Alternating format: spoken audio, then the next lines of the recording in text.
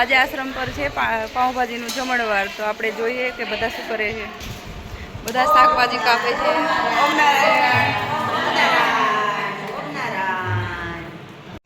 અમારું શાકભાજી થઈ ગયું છે કટિંગ, તો મેં ચડાવ્યું ગેસ ઉપર કુકર. મેં ગેસની ફ્લેમ કરી ફૂલ અને હું ગોતવા ગઈ ઢાંકણ ગોતવા ગઈ તો મમ્મી કે હું કાપું છું ટમેટા અને તમે પછી કાપી નાખો ડુંગળી.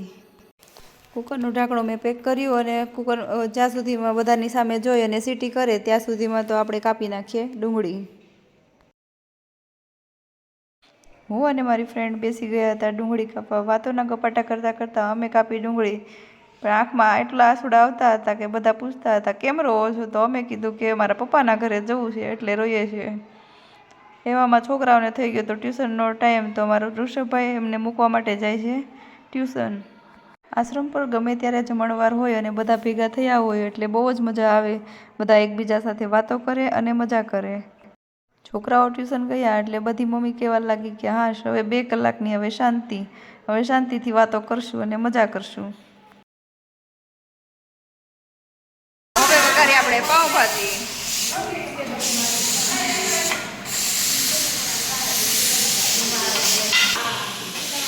આમાં બૈરાઓ જો સીડીઓ ઉપર સીડીઓ કરે છે જો.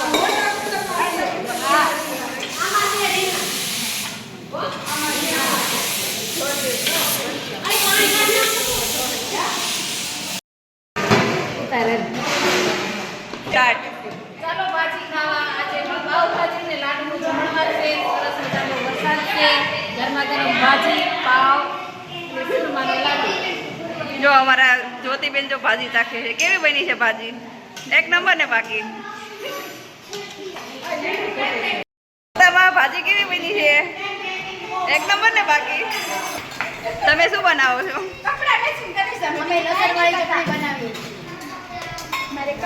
કલર બાકી એમ આવ્યો છે.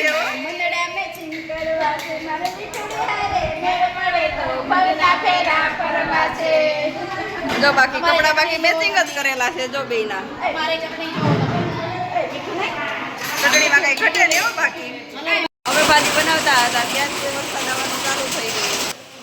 મનીષા ભાભી શું બનાવો તમે? જો મોળી ભાજી બનાવશું ચટણી વગરની અને કાંદા અને લસણ પીના. અમારા ગૌઠા સાસુ છે ને કાંદા નથી ખાતા. એવું છે. એની માટે બનાવું ભાજી. વરસાદ અત્યારે ચાલુ છે. રસોડામાં પાવભાજી બને છે. તમારે ખાવું હોય તો આવી જજો. ઠંડુ વાતાવરણ થઈ ગયું છે અને મીઠાઈમાં લાડુ છે. તમારે બોલે ઈચ્છા થતી હોય તો આવી જઈએ જમવા. આ સલાડ કાપ્યું છે, કાંદો, કોબી, ટમેટા, લીંબુની સોસનું સલાડ બનાવશું.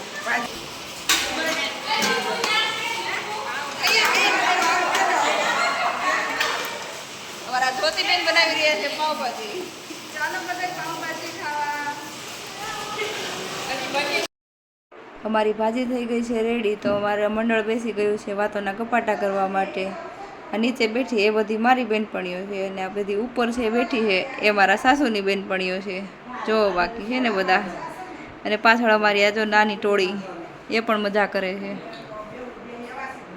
જમણવાર ચાલુ જ કરવાનું હતું એટલે હું અને મનીષાબેન બેસી ગયા પાવ શેકવા માટે. અને અમારા મનીષા ભાભી જો મીઠાનું ડબલું લઈને બેસી ગયા છે, જાણે આખું ઠલવી દેવાનું હોય એવી તો તૈયારીમાં બેઠા છે. અને અમારા મનીષાબેન જો જોયા જ કરશે ગેસની ફ્લેમ ફૂલ કરું કે સ્લો કરું. બધામાં મીઠું પીરસવાનું કામ કરે એટલે અમારા મનીષા ભાભી જો બાકી છે ને જોરદાર. સાથે મળીને કામ કરતા હોય એટલે એની મજા કંઈક ઓર જ હોય છે. જોઈ શકો છો કે બધી બહેનો જો સાથે મળી અને કેવા કામ કરે છે. અને એક બાજુ અમારું જમણવાર ચાલુ થવાની તૈયારીમાં જ છે એટલે બધા બહેનો પણ જો બેસી ગયા છે અને વાતો કરે છે. અમારી નાની ટોળી જો પાછળની સાઈડ કેવી સરસ એ પણ મજા કરે છે. અમારું તપેલું થઈ ગયું છે ગરમ એટલે મેં રેડી દીધા પાવ અને મેં એમાં નાખ્યું મીઠું. આ વાતની અમારા મનીષા ભાભીને ખબર નહોતી, તો એ તો અમારે બીજી વખત જો તારે મીઠું નાખવાની તૈયારીમાં જ છે. જો નાખ્યું. રહેવા દે, બહુ બધું વધી જશે. હવે અમારા પાવ મેળા છે શેકાવા એટલે જમણવાર અમે ચાલુ. તો અમારું જમણવાર થઈ ગયું છે હવે ચાલુ. બધા મળ્યા છે પીરસવા. અને જો અમારા આસુ કાકા જો ડીશ લઈને આવે છે, જો લાડુ અને પાઉંભાજી લઈને. અમે જઈએ છીએ હવે ભગવાનને થાળ ધરાવવા માટે. તમે જોઈ શકો છો કે બધા કેવા પાઉંભાજીની મોજ માણે છે. મારા આશ્રમ પર જમણવાર હોય એટલે જલસા જ હોય. ભગવાનને ધરાવાઈ ગયો છે થાળ અને કૈમસભાઈ કરે છે આરતી. બધા બૈરાઓ થાળ ગાય છે અને ભગવાનને થાળ ધરાવાયો છે.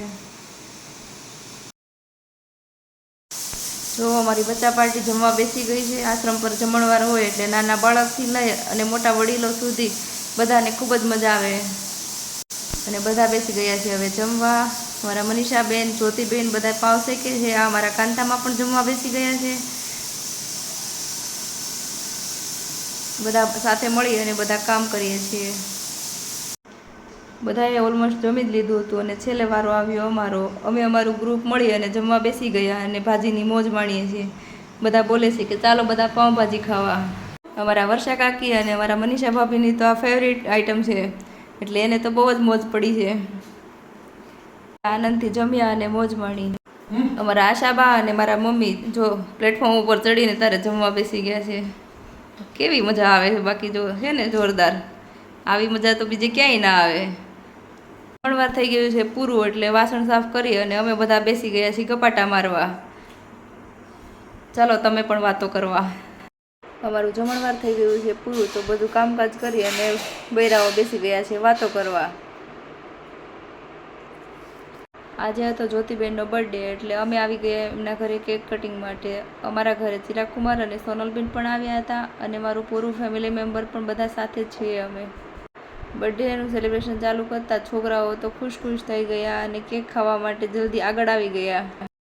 છોકરાઓ બધાએ હેપી બર્થડેનું ગીત ચાલુ કર્યું અને અમારા હિયુભાઈ પણ જો એ પણ તાલીઓ પાડે છે અને હેપી બર્થડે એમ કહે છે. બધા એમના દાંત કાઢે છે અને મજા કરે છે. મારા ઘરમાં નાનો પ્રસંગ હોય કે મોટો પ્રસંગ હોય અમે પૂરો પરિવાર સાથે મળી અને એને સેલિબ્રેટ કરીએ છીએ. પરિવાર હોય તો કોરાટ પરિવાર જેવો. આવજો. ઓમ નારાયણ. તમને જો મારો વિડીયો ગમ્યો હોય તો લાઇક, શેર એન્ડ સબસ્ક્રાઈબ કરજો.